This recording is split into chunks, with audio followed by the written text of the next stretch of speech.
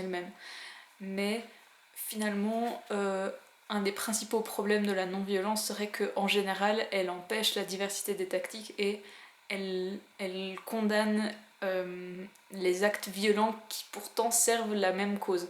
Donc ça c'est le principal souci. Enfin, je crois que j'ai pas besoin de l'expliquer davantage. Vous me le direz en commentaire si vraiment c'est pas clair, mais ça me paraît assez évident. Alors, la non-violence est raciste.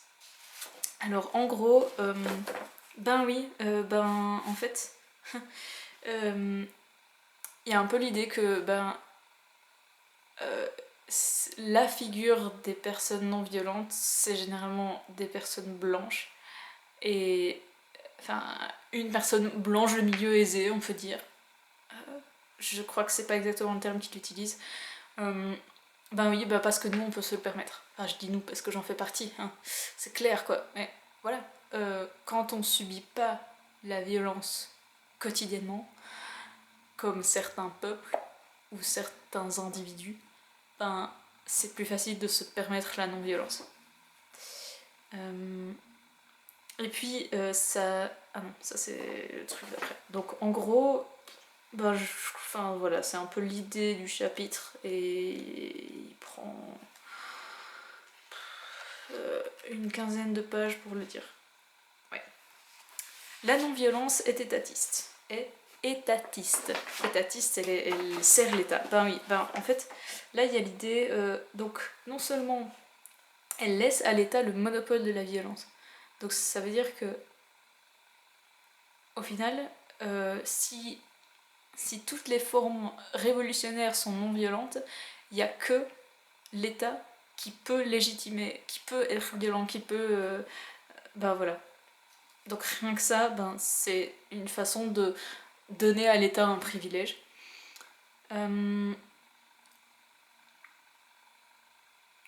Alors, elle... Du coup, elle critique donc les formes de violence non étatiques, donc l'activisme violent, et légitime même parfois la violence de l'État envers les activistes non violents. Du coup, les mouvements non violents vont avoir tendance à placer en dessous les activistes violents et puis à dire un peu c'est normal parce que du coup ils ont été violents et violentes et donc du coup c'est normal que l'État réagisse violemment contre, ce qui est quand même intolérable. Voilà mon avis. Et puis si... Enfin, d'ailleurs, si l'État réagit quand même généralement moins violemment contre des mouvements non violents, c'est sans doute aussi parce que ça le dérange moins. Enfin, il n'y a jamais eu de mouvement violent d'aussi grande ampleur que des mouvements non violents du genre 6000 personnes à Ende. Je crois que des mouvements violents populaires et pas étatistes de 6000 personnes, je crois que ça n'a jamais existé, sans doute parce que l'État s'arrange pour les détruire vraiment. Donc du coup, c'est sans doute bien une preuve que ça le dérange un peu plus que le reste. Alors, la non-violence est patriarcale.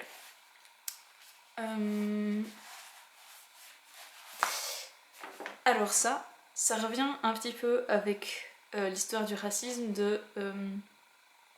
les femmes sont plus violentées, tout comme les personnes non blanches, de façon globale.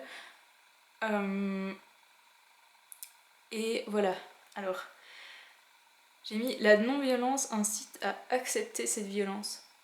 Parce que du coup, elle empêche la légitime défense au final. Et un exemple qui est pris ici, c'est la non-violence aurait tendance à dire si ton mari te bat, casse-toi. Plutôt que défends-toi ou fais en sorte de te défendre. Ou que que plusieurs personnes te défendent, enfin voilà. Donc au final, et c'est aussi une façon un petit peu de laisser le monopole de la violence aux autres. Et il se trouve que il y a plus souvent la violence de la part des hommes que des sur les femmes, entre guillemets, que le contraire, ou les hommes entre eux, je sais pas trop. Ouais, non, les femmes entre elles, c'est clair que c'est moins. Et je considère que de genre, parce que ça simplifie les choses, enfin, en fait, j'aurais tendance à dire les femmes et toute personne qui n'est pas un homme cisgenre. Je crois qu'on peut les mettre un petit peu dans la même catégorie. À ce niveau-là, je veux dire... Ouais, t'as compris, non, t'as compris, hein, t'as compris. J'essaie, s'il te plaît, de m'exprimer de façon la plus simple possible. Et puis, oui, bon, il y a aussi le truc de les femmes sont d'office non violentes, parce que, voilà, c'est le côté essentialiste. Ah, les femmes, c'est comme ça, on peut pas être violente, enfin, bref. Donc, finalement, qui revient... Il y a dans les discours non violents, parfois, une certaine forme de... Ben, justement, d'augmentation de la binarité homme-femme, avec le côté la violence est plus féminin, c'est voilà. En gros, c'est ce que j'ai mis. Je crois qu'il y avait encore un peu d'autres trucs, mais c'est pas grave. Alors, la non-violence est tactiquement et stratégiquement inférieure. Alors, oui, alors, une phrase que je trouvais intéressante, c'est... Alors, il nous dit... Mais c'est une citation, et je sais plus de qui. La violence est le point fort du gouvernement. Nous devons suivre la voie de moindre résistance et les attaquer là où ils sont faibles. Ah oui, donc ça vient, c'est les propos d'une personne non violente. Donc la violence est le point fort du gouvernement. Nous devons suivre la voie de moindre résistance et les attaquer là où ils sont faibles. Genre, comme si... puisque le gouvernement est violent, c'est en étant non violent qu'on va les déstabiliser, et puis voilà. Ouais, bon, je trouve ça juste drôle parce que... Ben, ça me paraît... Enfin, ça me paraît pas super pertinent, je veux dire. Je vais prendre un exemple rien à voir et je sais pas encore très bien s'il marche, mais imaginons une sportive de haut niveau qui a son truc où elle est super forte. Tu vas pas aller venir dire ah, j'ai qu'à faire une partie d'échecs contre comme ça, et ben je vais la mettre à terre, et puis elle va rester dans son coin et pleurer et arrêter sa carrière de sportive, tu vois. Enfin, ouais. Je sais pas du tout, mais l'exemple me parle beaucoup à moi. Ensuite, il y a l'idée que souvent, les mouvements non violents du coup se concentrent sur une tactique qui est la tactique de la non-violence, plutôt que se concentrer sur les objectifs et moyens d'arriver à ces objectifs. Donc, excusez. Oui, ben voilà. Donc si tu te dis l'objectif c'est de renverser l'État, ben après on arriver à la non-violence est inefficace et puis ça sera plus clair. Mais le problème c'est que et ça c'est un truc qu'on remarque beaucoup quand tu poses la question, oui mais notre action ce sera quoi? C'est des conséquences concrètes. Ben on sait pas forcément te répondre en fait. Et parce que souvent c'est plutôt qu'est-ce qu'on va faire plutôt que comment est-ce qu'on va arriver à nos fins.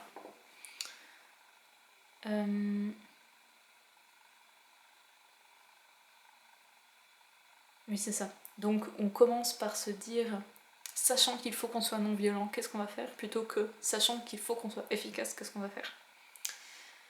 Et du coup, ben, ça rend le truc moins efficace, généralement. Enfin, disons qu'il y a plus de chances que ce soit moins efficace. Alors là, le premier... Enfin, je me suis dit tout de suite...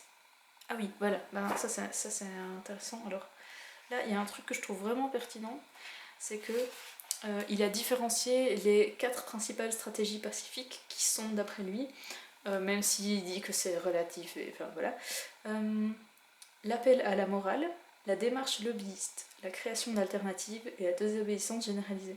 Et il va critiquer les 4 séparément. Alors l'appel à la morale, c'est donc la sensibilisation, etc. En gros, ce qu'il dit un petit peu, c'est que c'est insuffisant. Ça me paraît assez logique dans le sens que... de nouveau, si tu veux toucher le système global, tu peux pas te contenter de sensibiliser les personnes qui sont réceptives. Et la sensibilisation, ça marche pas avec les personnes qui sont pas du tout réceptives, à ma connaissance. Alors le lobbyisme, oui, le lobbyisme, c'est se baser sur un truc existant avec lequel on n'est pas d'accord et essayer de l'influencer. Enfin, donc, du coup, on peut comprendre que c'est insuffisant quand tu veux changer vraiment, quand tu veux un vrai changement global. La création d'alternatives, alors ça, ce qu'ils disent, c'est que c'est insuffisant parce que ça marche pas à long terme. Ça va d'office être réprimé à un moment ou à un autre parce que le gouvernement n'aime pas les alternatives.